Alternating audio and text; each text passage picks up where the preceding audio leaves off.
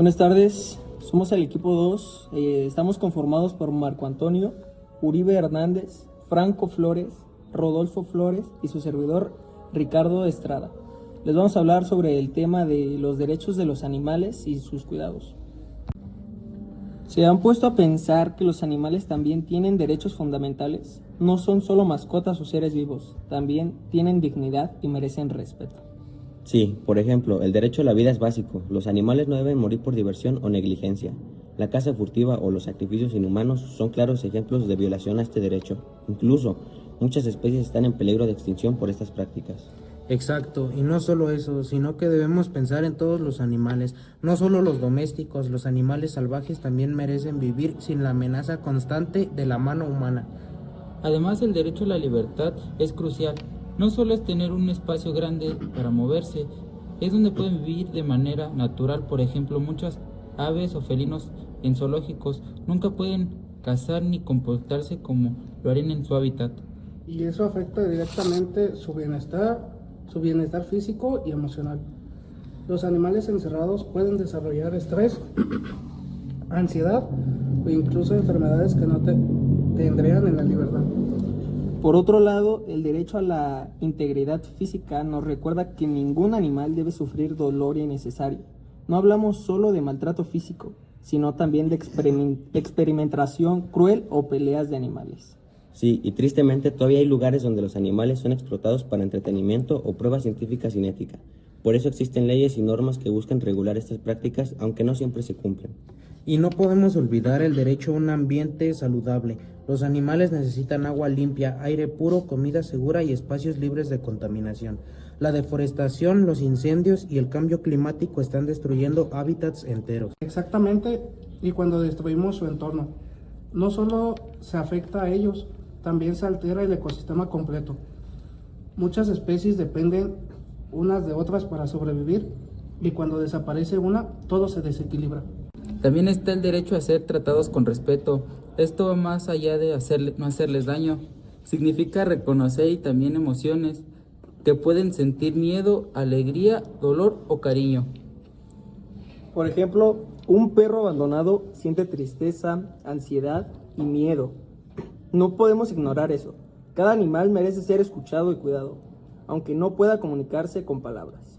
La educación juega un papel enorme. Enseñar a los niños y adultos sobre el respeto a los animales puede cambiar mucho la situación.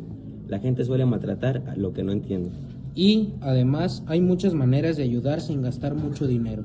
Adoptar en lugar de comprar, donar comida, ser voluntario en refugios o simplemente respetar a los animales que viven cerca de nosotros. Es verdad, adoptar salva vidas. Cada animal que se adopta de un refugio deja un espacio para que otro sea rescatado y cuidado. Aunque hay avances, todavía enfrentamos muchos retos. En algunos países los derechos de los animales apenas están reconocidos y se violan sistemáticamente. La conciencia social es clave para lograr cambios reales. También es importante pensar en la relación entre los humanos y los animales. No somos superiores en el sentido de que podemos hacer lo que queramos. Tenemos la responsabilidad de protegerlos. Sí, y eso incluye no solo los animales domésticos, sino también los de la granja, los de trabajo y los silvestres. Todos merecen vivir con dignidad. La protección de los derechos animales no solo beneficia a ellos, sino también a los humanos. Mantener la biodiversidad asegura un equilibrio ecológico que nos da alimentos, oxígeno y un planeta más sano. Finalmente, el mensaje es claro. Debemos respetar, proteger y valorar a todos los animales. Ellos también sienten, también sufren y también merecen vivir. Defender sus derechos es una responsabilidad de todos. No podemos olvidar que cada pequeño gesto cuenta. No abandonar, no maltratar, denunciar, educar. La suma de estos gestos pueden cambiar al mundo para muchos animales. Ellos no pueden hablar, pero nosotros sí podemos ser su voz. Cuidarlos es cuidar la vida, el equilibrio del planeta y nuestro propio futuro. Los modelos de gobierno en el mundo influyen mucho en la forma en que se protege el medio ambiente. No todos tienen las mismas leyes ni prioridades. Sí, hay gobiernos que promueven leyes ecológicas, energías limpias o campañas de reciclaje, mientras que otros casi no se preocupan por eso. Doctor, ¿cómo influye realmente el tipo de gobierno en el cuidado ambiental? Influye muchísimo. En los gobiernos democráticos suele haber más participación ciudadana y transparencia, lo que permite crear políticas ambientales más efectivas. En cambio, en sistemas autoritarios, las decisiones se toman sin consultar a la población y a veces se prioriza la economía sobre el medio ambiente. Por ejemplo, en países como Suecia o Noruega, los ciudadanos y el gobierno trabajan juntos para reducir la contaminación y cuidar los recursos naturales. Entonces, ¿podríamos decir que un gobierno fuerte no necesariamente significa uno ecológico? Exacto, depende más de las políticas que adopte y de cómo involucre a la gente. Doctor, ¿qué ejemplos hay de países que están logrando buenos resultados en temas ambientales? Un ejemplo claro es Costa Rica, que genera casi toda su energía con fuentes renovables. Otro caso es Finlandia, donde el reciclaje es parte de la vida diaria. Estos países tienen leyes ambientales firmes, pero sobre todo una sociedad educada que participa. Eso demuestra que el progreso ambiental no se logra solo con leyes, sino con cultura y valores ecológicos. Ahora hablemos de reforestación. Se dice mucho que plantar árboles ayuda al planeta, pero ¿realmente hace tanta diferencia? Sí, y además muchos gobiernos hacen campañas de reforestación, aunque a veces se quedan solo en promesas. Doctor, ¿qué tan importante es la reforestación y qué papel debe de tener el gobierno en eso? La reforestación es esencial. Los árboles limpian el aire, reducen el dióxido de carbono, dan sombra, evitan la erosión y son el hogar de miles de animales. Los gobiernos deben organizar programas de reforestación, pero la clave está en el seguimiento. No solo plantar árboles, sino cuidarlos hasta que crezcan. Un buen ejemplo es México, donde en varios estados hay campañas comunitarias que reforestan zonas afectadas por incendios o tala ilegal. Sin embargo, si la sociedad no participa, los resultados no se mantienen. Eso pasa también con el cuidado de los animales. Hay leyes, pero muchas veces la gente no las cumple. Sí, y todavía hay mucho maltrato. Algunos países tienen refugios bien organizados, pero en otros casi todo depende de asociaciones civiles. Doctor, ¿cómo intervienen los gobiernos en la protección de los animales? Los gobiernos pueden hacer mucho. Por ejemplo, crear leyes que castiguen el maltrato, apoyar a campañas de esterilización, vacunación y adopción. Responsable, en Alemania o Canadá, el maltrato animal tiene sanciones severas. En México ya hay leyes más fuertes, pero el problema sigue siendo la falta de educación y seguimiento. El cambio real empieza con los valores, enseñar respeto, empatía y compasión desde casa y la escuela. Entonces, aunque el gobierno cree leyes y la gente no cambia su mentalidad, nada mejora. Exacto, y ahí es donde entran los valores. Sin respeto ni colaboración, todo se queda en papel. Doctor, ¿cómo se pueden fomentar los valores ambientales en una sociedad? La clave está en la educación. Desde las escuelas se deben enseñar hábitos ecológicos, cuidar el agua, reciclar, proteger a los animales y respetar la naturaleza. También en las familias, los niños aprenden observando. Si ven a los padres cuidar el entorno, ellos lo repetirán. Los valores como el respeto, la responsabilidad, la solidaridad y la empatía son la base para construir una sociedad que dé por verdad el cuidado del planeta. En resumen, el tipo de gobierno influye, pero también el compromiso de las personas. Sí, y la reforestación, el respeto por los animales y los valores se conectan entre sí.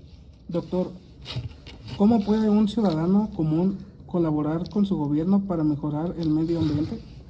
Hay muchas formas, participando en campañas de limpieza o reforestación, reciclando, cuidando a los animales, denunciando el maltrato o tala ilegal y sobre todo, exigiendo a las autoridades que cumplan las leyes. Cada persona puede marcar la diferencia desde su entorno. No necesita ser político para proteger el planeta, solo tener conciencia y compromiso. Entonces, podríamos decir que el cuidado del medio ambiente y de los animales es una responsabilidad compartida. Sí, y entre el gobierno, las empresas y nosotros como ciudadanos. Doctor, ¿cree que en el futuro los gobiernos tomarán más en serio estos tipos de temas? Sí, y de hecho ya está ocurriendo. Cada vez hay más presión internacional, acuerdos ecológicos y movimientos juveniles que exigen acción. Pero el cambio real dependerá de que los ciudadanos sigan participando y educando a las nuevas generaciones. El planeta no necesita héroes, necesita personas conscientes que actúen día a día. Definitivamente, si todos aportamos un poco, los resultados pueden ser enormes. Así es, cuidar el medio ambiente y a los animales es cuidar de nosotros mismos. y también de las futuras generaciones. Exactamente.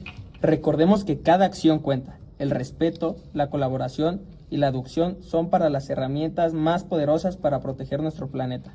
Y siguiendo con lo que decíamos hace rato, muchos gobiernos hacen promesas ecológicas, pero en la práctica no siempre se cumplen. A veces suena más a discurso político que acciones reales. Sí, y también hay veces que los proyectos se quedan a la mitad. Por ejemplo, anuncian campañas de reforestación o de reciclaje, pero después no se les da seguimiento. Doctor, ¿por qué cree que pasa esto? ¿Falta dinero, interés o simplemente no hay una buena organización? Sucede por varias razones. En muchos casos, los gobiernos destinan poco presupuesto a temas ambientales, porque priorizan obras visibles, como carreteras o edificios. Además, hay proyectos ecológicos que no generan resultados rápidos, y los políticos buscan lograrlo de inmediato. Pero también hay un factor importante, la falta de continuidad. Cuando cambia un gobierno, muchas veces los programas se cancelan. Aunque estén funcionando bien, eso frena el progreso. Entonces, más que promesas nuevas, lo que se necesita es continuidad y compromiso. Y también responsabilidad de la gente para exigir que esos programas se mantengan. Doctor, ¿cómo se puede lograr que los ciudadanos participen más activamente en la protección ambiental? La clave está en hacerlo parte de las decisiones. Cuando la gente siente que su voz cuenta, participa más. Por ejemplo, en algunos países hay presupuestos participativos donde la ciudadanía decide qué proyectos ecológicos financiar. Eso genera compromiso y pertenencia. También es fundamental que la comunidad local sea escuchada, sobre todo en zonas rurales o indígenas, donde el conocimiento sobre la naturaleza es enorme y muy valioso. Es cierto, muchas comunidades indígenas cuidan mejor el entorno que los gobiernos mismos. Sí, ellos tienen una conexión directa con la tierra y los animales, entienden el equilibrio natural. Doctor, ¿qué podemos aprender de esas comunidades en cuanto a valores ecológicos? Muchísimo. Las comunidades originarias practican valores como el respeto, la gratitud y la armonía con la naturaleza. Para ellas, cortar un árbol o cazar un animal no es un acto cualquiera, implica responsabilidad. Solo toman lo necesario y siempre buscan devolver algo a la tierra. Esa mentalidad es algo que las sociedades modernas deberían recuperar. No basta con tener tecnología verde, necesitamos conciencia ambiental y respeto por la vida. Y hablando de respeto, también está el tema de los animales domésticos. Mucha gente compra mascotas por moda y luego los abandona. Sí, y eso se ve muchísimo. De hecho, después de la pandemia aumentó el número de animales abandonados. Doctor, ¿y qué se puede hacer para evitar ese tipo de situaciones? Primero, adecuación. Antes de tener un animal, las personas deben entender que es una responsabilidad de años, no es un juguete. Los gobiernos también pueden ayudar con campañas de adopción responsable y programas de esterilización gratuita. Y lo más importante, fomentar la empatía. Cuando enseñemos a los niños a respetar a los animales, estamos formando adultos más conscientes y sensibles socialmente. Eso me hace pensar que la educación ambiental no solo es cuidar árboles o reciclar, sino también cuidar seres vivos. Sí, y al final todo está conectado. Animales, medio ambiente, personas. Si uno se daña, todo el sistema se afecta. Doctor, ¿cómo podríamos integrar todo eso a la educación actual? Integrando el medio ambiente en todas las materias. No tiene que ser una clase aparte. Puede estar en matemáticas, historia o arte. Por ejemplo, en historia se puede hablar de cómo las civilizaciones antiguas respetaban la naturaleza. En matemáticas se puede usar ejemplos relacionados con reciclaje o ahorro de agua. Y algo clave, involucrar a los alumnos en estas actividades reales, como huertos escolares, limpieza de parques o proyectos de reforestación. Aprenden haciendo, es lo que más impacta. Hablando de reforestación, me parece que en muchos lugares se plantan árboles, pero no se les da mantenimiento. Sí, y he visto campañas donde plantan miles, pero al final se mueren por falta de agua o cuidado. Doctor, ¿y cómo se pueden mejorar esos proyectos para que sean realmente efectivos? Eso es muy cierto. La reforestación no termina al plantar un árbol, ahí apenas empieza. Para que funcione se necesita planificar, elegir especies nativas, cuidar el suelo, asegurar el riego y sobre todo dar seguimiento durante los primeros años. Hay programas exitosos en lugares como Querétaro y Chiapas, donde la comunidad se encarga del mantenimiento. Eso garantiza que los árboles crezcan y el bosque se recupere. Me gusta esa idea de que la comunidad se involucre directamente. Así se crea sentido de pertenencia.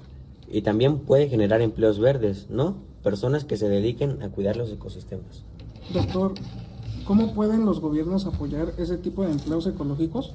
Excelente punto. Los llamados empleos verdes son una gran oportunidad. El gobierno puede impulsar proyectos de reciclaje, agricultura sustentable, energías limpias o turismo ecológico. Además de cuidar el ambiente, genera ingresos y desarrollo local.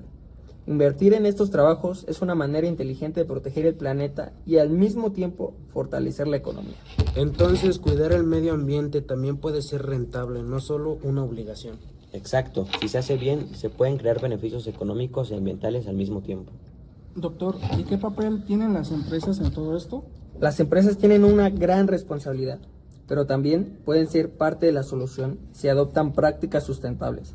Reciclar, usar energías limpias, reducir emisiones o apoyar proyectos de conservación. Algunas incluso se comprometen con programas de reforestación o rescate animal.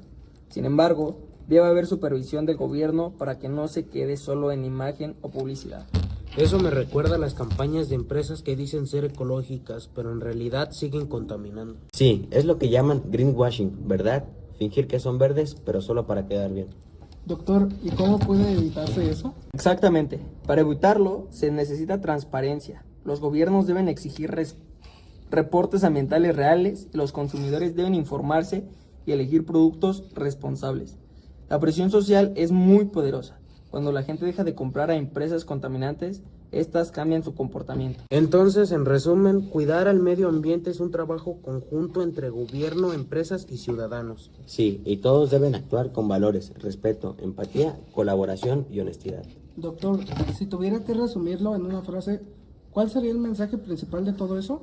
Diría que cuidar el planeta no es una opción, es una necesidad compartida. Si queremos un futuro digno, debemos actuar hoy.